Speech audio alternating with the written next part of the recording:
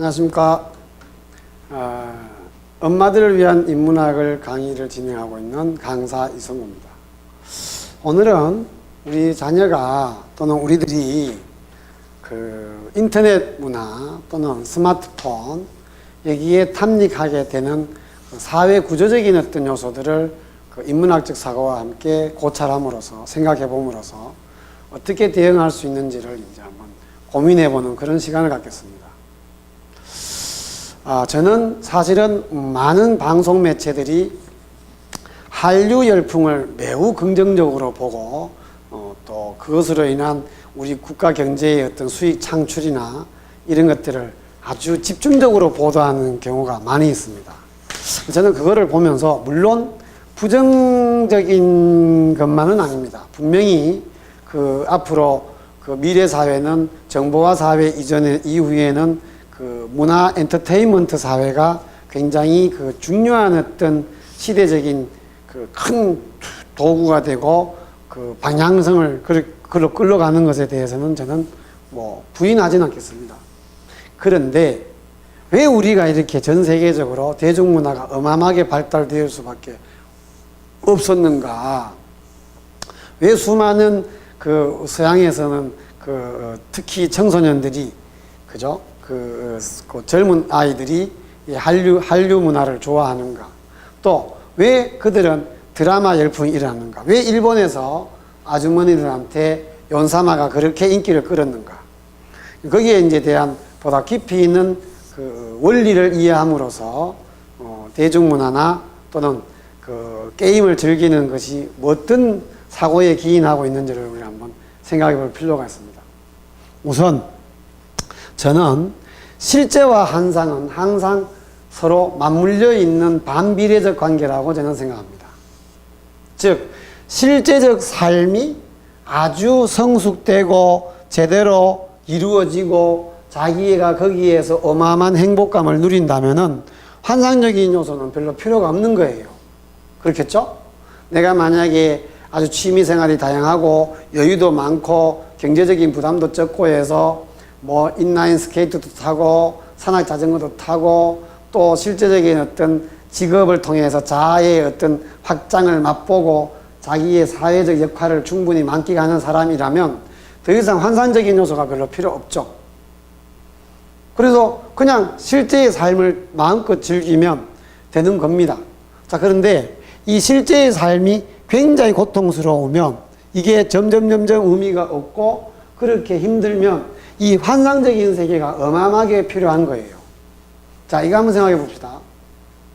왜 한국 사회에서 그 드라마에 많이 심취하는 사람들은 여성과 남성 중에 누구일까요? 당연히 아줌마들이 드라마를 훨씬 더 좋아하죠. 남자들은 대부분 뉴스를 보려고 그러지. 물론 요즘은 아저씨들조차도 드라마를 많이 보지만 어쨌든 한국 드라마는 아주머니들이 굉장히 좋아합니다. 그리고 실제적인 삶에서 이루어질 수도 없는 얘기들을 마구 끌어나가는 막장 드라마에 대해서도 막 욕을 하면서도 그걸 계속 보는 이유는 이제 바로 이 요소가 적용되는 거예요. 두 번째, 왜 아이돌 스타에 대해서 아주 그 열정적인 어떤 환호를 지르는 그 계층은 여자아이들이 많습니까? 남자아이들이 많습니까? 남자아이들은 연예인 스타에 대해서 썩 그렇게 매력적으로 인정하지 않습니다만은 여자애들은 쉽게 말하면 빠돌이와 빠순이 중에 빠순이가 더 많다는 거예요. 자, 그러면 왜 우리 사회에서 아침 드라마라는 그런 것에 대해서 여성들이 더 많이 좀 집착을 하고 왜 빠돌이보다 빠순이가 많으냐? 바로 우리 사회의 구조의 성차별의 요소에 의해서 여성들이 비교적 실제의 삶에서 사회적 지위를 누리기가 어렵다는 거예요. 자, 그러면 일본에서 연사마 열풍이 아주 어마어마하게 폭발적으로 일어난 이유 이해되시죠? 자, 일본의 여성들은 전 세계에서 가장 마초적인 남편을 이제 같이 생활하는 그런 삶을 살았던 거예요. 그래서 남성 우월주의가 아주 일본이 원래 칼의 문화잖아요. 일본은 수직의 문화입니다. 우리보다 더욱더 강력한 수직의 문화를 갖고 있기 때문에 남성들이 젊은 시절에 굉장히 그래서 일본 여자들은 거의 앉을 때도 꿇어앉는 그런 자세를 취하잖아요. 그래서 오랜 세월 동안 실질적인 삶이 많이 위축되었죠. 그런데 어느 날 한국의 드라마를 봤더니 어마어마하게 환상적인 요소가 강력하게 나타나고 그 너무나도 아름답죠. 그러면 실제적인 삶이 너무나 힘들고 고통스럽기 때문에 그 환상의 세계로 달려갈 수밖에 없는 구조입니다. 자, 그러면 왜 한국이 이렇게 대중문화가 어마어마하게 발달될 수밖에 없었느냐? 저는요, 옛날에 서태지나 H.O.T나 그 다음에 많은 SES나 이런 많은 청소년들이 좋아하는 대중 스타가 그렇게 급격하게 성장하고 발전할 수 있었던 가장 중요한 원동력은 바로 한국 청소년들이 삶이 너무나 피폐하고 입시지옥에 시달렸다는 그 반작용의 효과로 봅니다. 만약에 자녀가 방학이 되어서 겨울 내내 또는 여름 내내 어느 해양에 가서 윈드서핑을 한 달 동안 열심히 배우고 거기서 어마어마한 행복을 누린다면은 그 TV 앞에 앉아서 아이돌들을 그 삶을 볼 필요가 없는 거죠. 쉽게 말하면 지금 1박 2일이라는 프로, 무한도전이라는 프로, 그런 어떤 연애 오락 프로들이 대단히 인기 있는 것은 대한민국의 대부분 사람들이 1박 2일의 어떤 그런 여행을 떠나기가 쉽지 않은 거예요. 내가 무한도전을 하기가 너무 힘든, 그래서 월화수목 금금금으로 학원가를 돌아다니면서 또는 공부를 야간 자율학습을 강제적으로 수업하면서 어마어마하게 내가 피폐한 삶을 사는데 거기에 대한 가장 대중문화는 접근의 용이성이 있거든요. 그냥 소파에 들어 누워서 TV만 켜면 되잖아요. 그러면 그것이 나한테 보이고 나는 적극적인 에너지를 발휘할 기회가 없는 거죠. 그러니까 쉽게 말하면 너무나 이 삶이 고달프니까 적어도 그 고달픈 삶을 위로로 받는 상황은 아주 편안한 상태를 봐야 되죠. 근데 만약에 자기가 실제적인 삶에서 어마어마한 행복을 누리는 그런 삶이라면 한국의 대중문화는 이렇게까지 발전 안 합니다. 만약에 한국의 아주머니들이 그렇게 집에서 텔레비전을 통해서 드라마를 통해서 대리만족, 신데렐라 콤플렉스를 갖고 있는 그런 대리만족을 즐기는 게 아니고 자기가 만약에 그 사회에 나와서 우먼 파워를 갖고 어느 회사를 경영한다든지 아니면 정말 진짜 실제적인 어떤 일에 집중하여서 성취를 갖는다면은 드라마를 볼 이유가 전혀 없죠. 그래서 한국의 대중문화가 이렇게까지 발달되는 가장 동력은 뭐냐면 우리 사회가 그만큼 행복지수가 낮기 때문이라는 겁니다. 전세적으로 한국이 행복지수가 이렇게 낮은 것에 반대급부로 대중문화의 수준은 정말 발달돼야 되죠. 그래야 지금 내가 갖고 있는 이 불행하고 참담한 이 삶을 그것을 통해서 작은 위로라고 받는 이 구조예요. 그럼 이해되십니까? 그래서 한국은 관전 스포츠와 실행 스포츠 중에 실행 스포츠가 발달되지 않았습니다. 자, 우리 스케이트를 잘 아는, 그죠?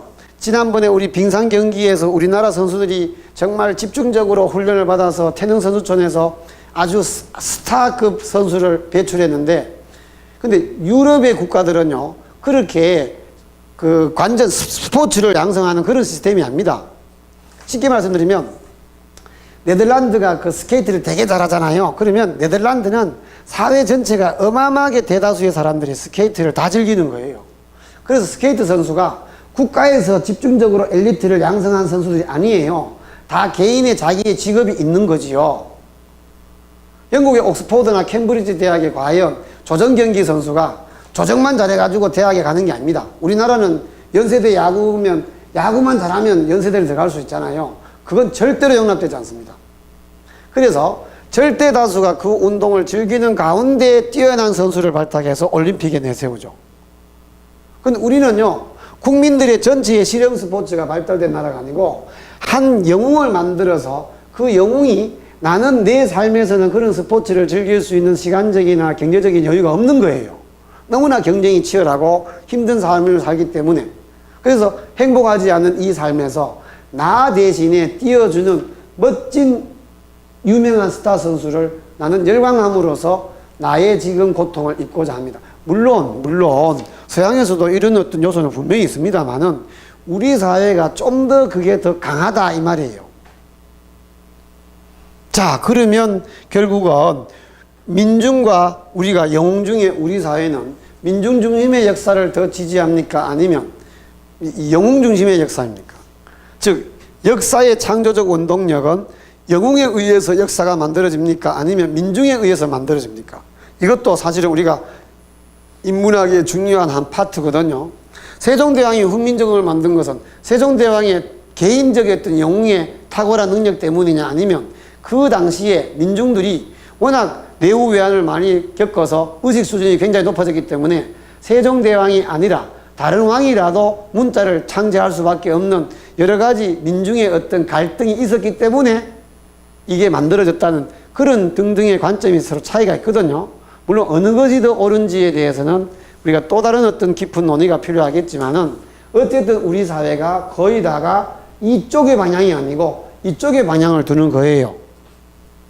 자, 그러면 저는 이런 생각이 듭니다. 간혹 제가 스키를 좀 좋아하는데 이 겨울에 그 대명 비발디 같은 데 가서 이제 스키를 타다 보면 이런 통계가 있습니다.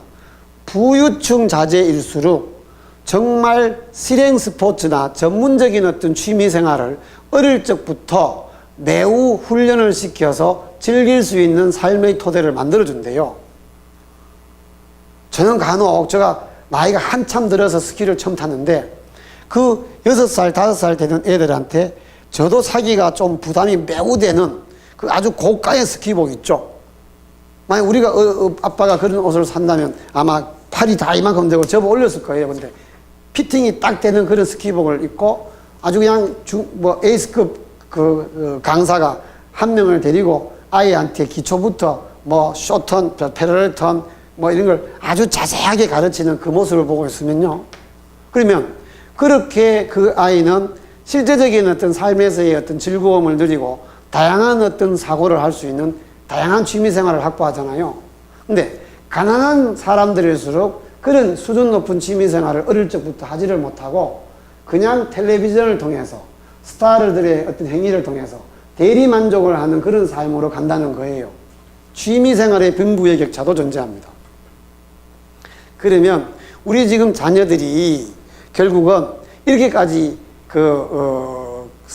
게임에 몰입하고 있는 것은 실제적인 어떤 즐거움이 너무나 어렵기 때문이에요.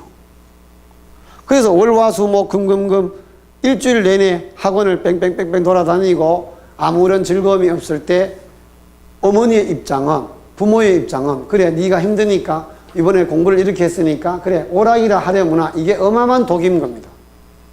자녀가 만약에 바깥에 나가서 실행 스포츠나 실제적인 어떤 삶의 행복을 누리는 그런 것이 그걸 추구하는 어떤 기회가 있다면 그거는 이쪽에 어떤 공부에 반대적인 어떤 요소, 즉 만약에 애가 축구를 하겠다 그러면 너 축구하고 난 뒤에 그렇게 피곤하면 공부를 또 졸려서 공부 잘 되겠니? 그냥 게임이라 하려무나 라는 것은 당장의 어떤 성적은 끌어올릴지는 모르겠지만 그 뒤에 나타나는 어마어마한 후유증과 그 다음에 효율적인 학습 능력도 못 되고 이러한 어떤 저질스러운 문화에 깊게 빠져듦으로써 그 아이는 제대로 즐길 줄 모르는 행복하지 못한 삶을 누리게 되는 겁니다.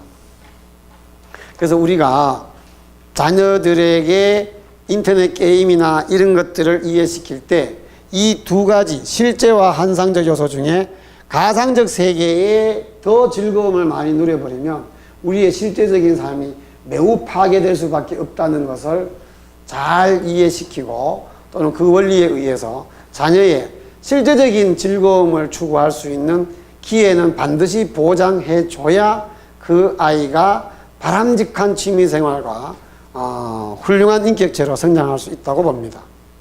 자, 그러면 다음 시간에 또 이와 관련된 주제를 갖고 여러분들을 찾아뵙겠습니다. 예, 감사합니다.